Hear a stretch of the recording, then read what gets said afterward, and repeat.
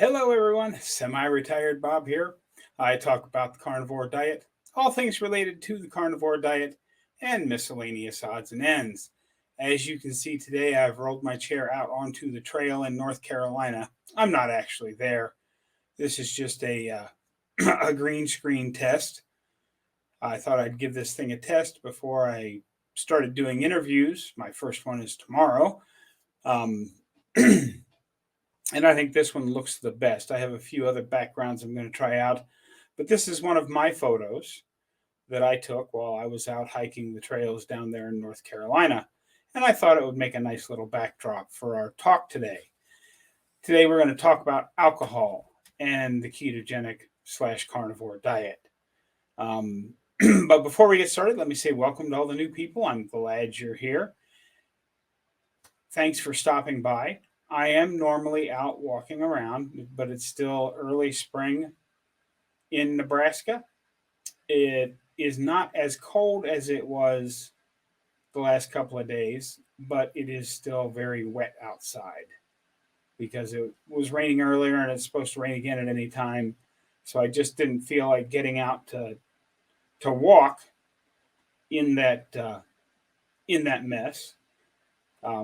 So I've already done some push-ups and I've done some squats, and I'm going to do some wall pull-ups later. So, and you can go back and check my previous videos. I've got plenty of demonstrations of what I'm talking about when I say my style of push-ups, squats, and wall pull-ups. But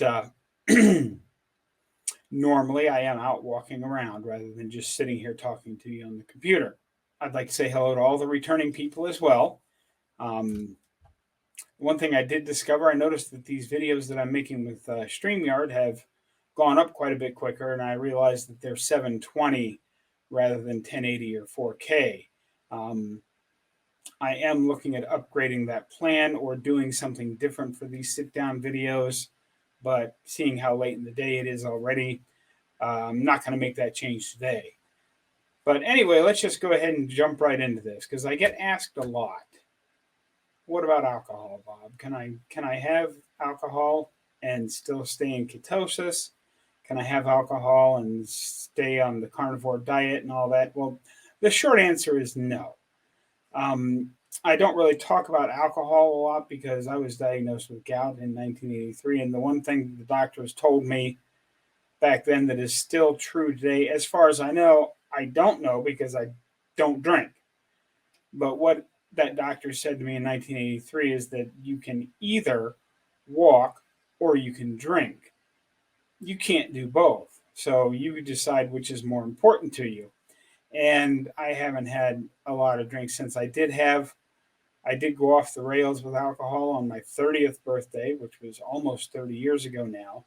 And I remember the evening was a lot of fun, but the next 3 or 4 days I couldn't walk at all. So 30 years ago is the last time I had any alcohol to speak of.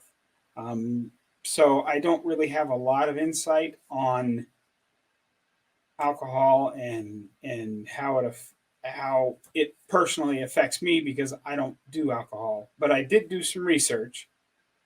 Well, I watched a bunch of videos of other people talking about it and came up with a few pointers here. You know, for the longest time, there was a disease out there called fatty liver disease, and only alcoholics got it.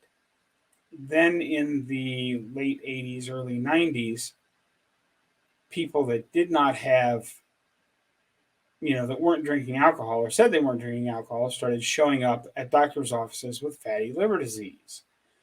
And then even later than that, into the late 90s, early 2000s, kids that were still living at home with their parents started showing up with fatty liver disease. So at that time, they started calling it non-alcoholic fatty liver disease. And several of the doctors that I watched, Dr. Barry, Dr. Brett Shurett, Diet Doctor, and a couple others, said that instead of calling it non-alcoholic fatty liver disease, we should be calling it metabolic syndrome-related fatty liver disease. Therefore, we would know what's causing it and we would know how to fix it. Very briefly, You guys know what fatty liver is. We've talked about it a lot, but very briefly, when you get fatty liver, it starts off, you get some inflammation in the liver from all the fat that's being stored inappropriately there. And that can lead to cirrhosis of the liver and eventually liver failure to where you end up on a transplant list, hoping for the best to continue your life. And this can happen to kids too. So we need to know what's causing this. We do know what's causing it. I mean, the top causes are, of course, sugar, and sugar, fruit juices, um, grains, oils, that kind of stuff. Basically, all the stuff we talk about on Carnivore Diet. If you get all that stuff out of your diet, your fatty liver is going to reverse. But we're all adults here, and we do occasionally, I don't personally, but we do as adults occasionally like to have an alcoholic beverage while we're out with our friends. And we need to know, what can we do to what can we have? Well, first off, the thing to understand clearly is that there's no such thing as keto alcohol. It just doesn't exist because it's a poison to our system. Our body prioritizes metabolizing that first. That's because it does that. That's where the fiction of sugar being the primary fuel source for your body, obviously, because if you eat sugars and fats together, the body will metabolize the sugar first. So that must be what it wants, right? Well, no, as it turns out, whatever your body views as the most dangerous to it, it tries to metabolize that first and get it out of your system as quickly as possible. Because if the people saying sugar is better for your system than fats were correct, then obviously to follow that logic on through, we should just be drinking alcohol all day, because that's obviously the preferred fuel of choice, because alcohol is metabolized first, right? Well, we all know that's ridiculous. Alcohol is poison, even more poisonous than sugar. That's why your body metabolizes the sugar first to get the poison out of your system, the alcohol first.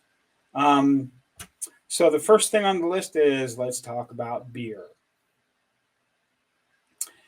Everybody out there, you all know guys and gals that have a beer belly. Well, it's called a beer belly for a reason. You're probably not going to be able to spend the night drinking beers in the bar with your friend and stay in ketosis, because even the so-called low-carb beers are going to blow you out of the water within the first beer or two.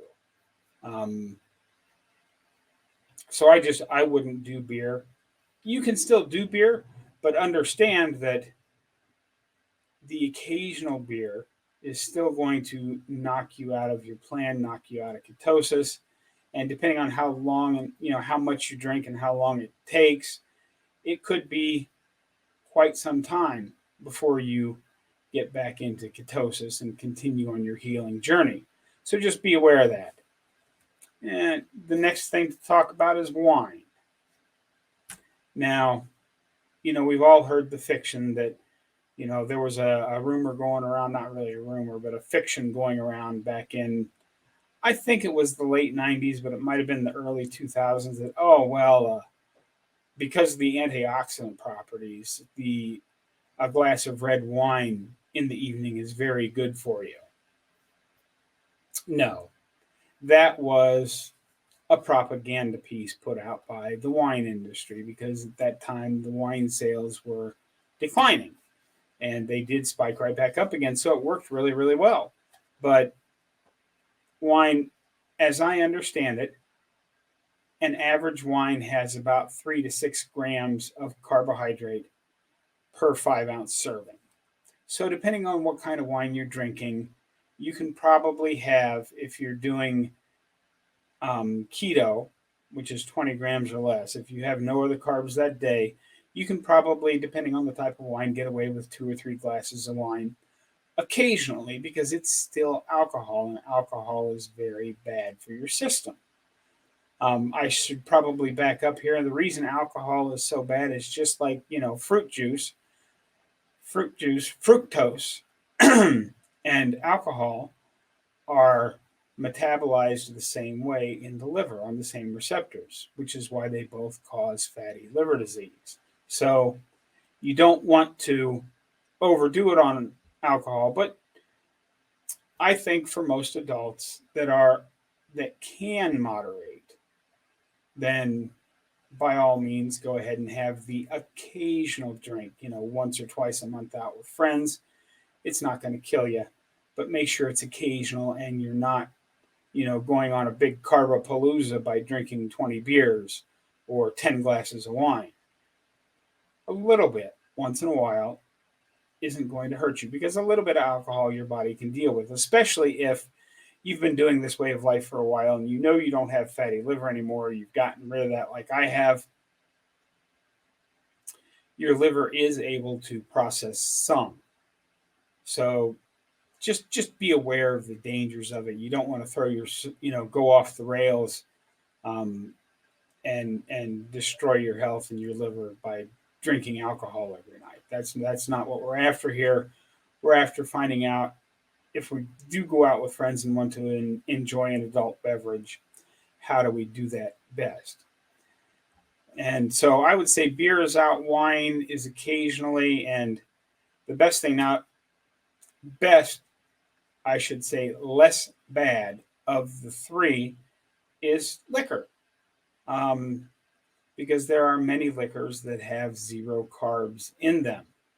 The problem, of course, with liquor is that it's a higher alcohol content. So a shot or two of liquor, while it won't zap you out of ketosis via the carbs, you will stop burning fat because your body's going to get busy processing that alcohol. And the liquor is a lot higher in alcohol content. So you need to be aware of that. And I know most people don't really like to just drink a shot of liquor. You want to mix it with something. So, and that is fine as well, but less bad.